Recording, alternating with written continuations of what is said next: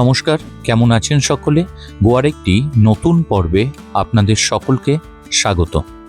আজ আমরা আমাদের কাসাদা রোজা অর্থাৎ নর্থ গোয়ার রিসর্ট থেকে পৌঁছে যাচ্ছি আগুয়াডা ফোর্ট। এখন আমরা আগুয়াডা ফোর্টে পৌঁছে গেলাম। আগুয়াডা ফোর্টের সামনে বাইক পার্কিং করতে 50 টাকা করে লাগে। সেখানে বাইক পার্কিং করে দিয়েছি। এখন আমরা ভিতরে প্রবেশ করতে চলেছি। এখানে জনপ্রতি 25 টাকা করে প্রাপ্তবয়স্কদের জন্য টিকিট লাগে, আর ছোটদের জন্য 15 বছর পর্যন্ত কোনো টিকিট প্রয়োজন নেই। এরপর আমরা ধীরে ধীরে এগিয়ে চললাম ভিতরের দিকে। গোয়া ঘুরতে গেলে অবশ্যই একটা জিনিস মাথায় রাখতে হবে, সানস্ক্রিন, সানগ্লাস আর জলের বোতল অবশ্যই নেবেন। এখন আমরা আগুয়াডা ফোর্টের ভিতরের অংশে প্রবেশ করলাম। এইখানে কিছু পরিচিত ফিল্মের শুটিং হয়েছে। আগুয়াডা ফোর্ট ভারতের গোয়ার সেনকোরিয়াম সমুদ্র সৈকত আরব সাগরের তীরে অবস্থিত। 1609 থেকে 1612 সালের মধ্যে পর্তুগিজরা এটি নির্মাণ করে। এটি এশিয়ার প্রাচীনতম বাতিঘর এবং বিশাল মিঠা পানির জলাধারের জন্য বিখ্যাত।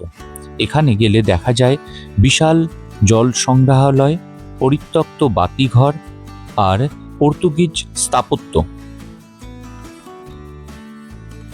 এখন আমরা চলে আসলাম লোয়ার ফোর্ট। এখানে একটি তাজের প্রপার্টি রয়েছে।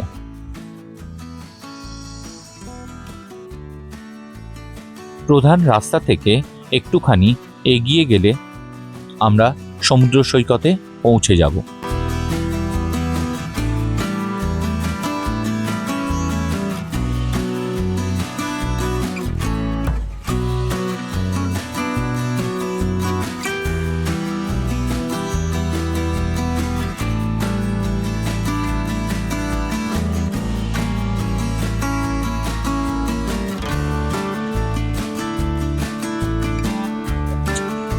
এই হলো তাজের সেই বিখ্যাত প্রপার্টি।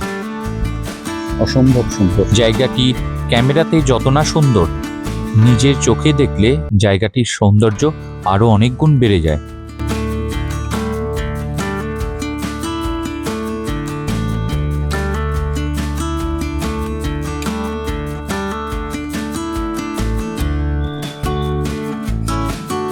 এই জায়গাটা বিকেলবেলা অর্থাৎ সানসেটের সময় অবশ্যই যাবেন।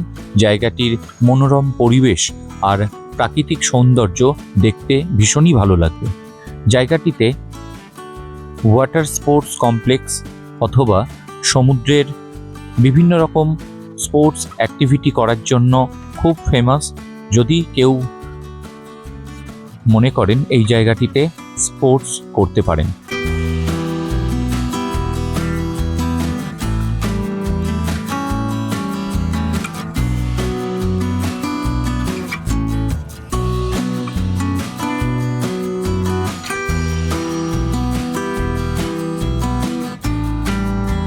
জায়গাটি ফটোজেনিক হওয়ায় ফটো তুললে বেশ সুন্দর ছবি আসবে।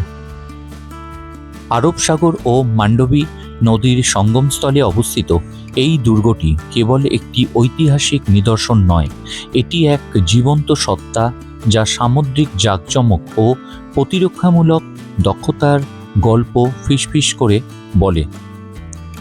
আগুয়াডার দুর্গের নিম্নাংশ তার মজবুত ল্যাটেরাইট পাথরের দেওয়াল ও বিভিন্ন ধরনের পর্তুগিজ স্থাপত্যের জন্য প্রসিদ্ধ।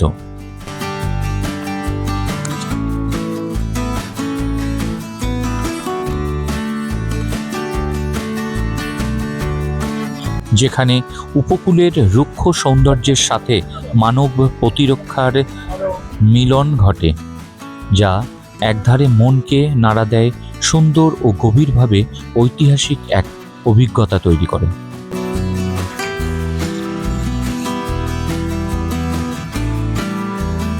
এই ওয়াটার স্পোর্টস অ্যাক্টিভিটিগুলো মানুষজন খুব সুন্দরভাবে উপভোগ করেন।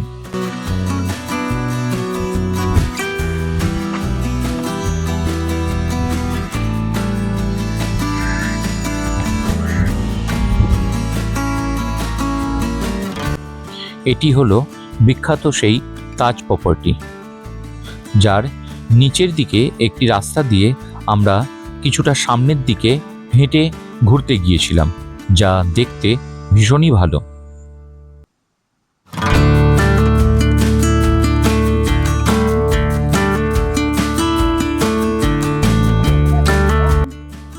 লোয়ার আগোয়াডা ফোর্ট ও সেঙ্কোরিয়াম দেখার পর এখন আমরা চলে আসলাম এখানকার বিখ্যাত পাড়া রোড। পাড়া রোড খুবই ভাইরাল ও জনপ্রিয়, কারণ এখানে ডিয়ার জিন্দেগি থেকে শুরু করে বিভিন্ন হিন্দি সিনেমার বহু শুটিং এখানে হয়েছে। তবে একটা কথা বলে রাখা খুব প্রয়োজন যে এই জায়গাটিতে, অর্থাৎ পাড়া রোডের যে বিস্তৃত জায়গাটি, এখানটায় কিন্তু স্কুটি পার্কিং করা যায় না, তাহলে ফাইন হয়।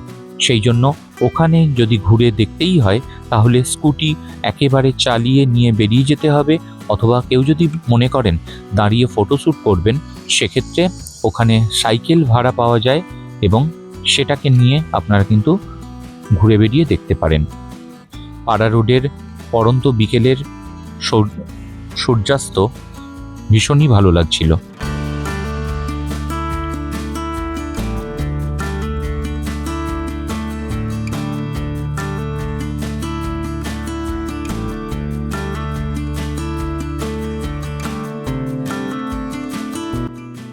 কত যে নারকেল গাছ সারি সারি বসানো ছিল, যার জন্য এই রাস্তাটা খুবই সুন্দর দেখাচ্ছিল।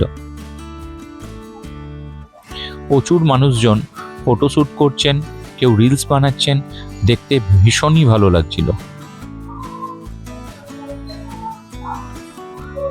পাড়া রোড পার করার পর ছোটদের জন্য একটি ছোট্ট পার্কের আয়োজন ছিল এখানে, যেখানে কুচোকাচারা ভিড় জমিয়েছিল।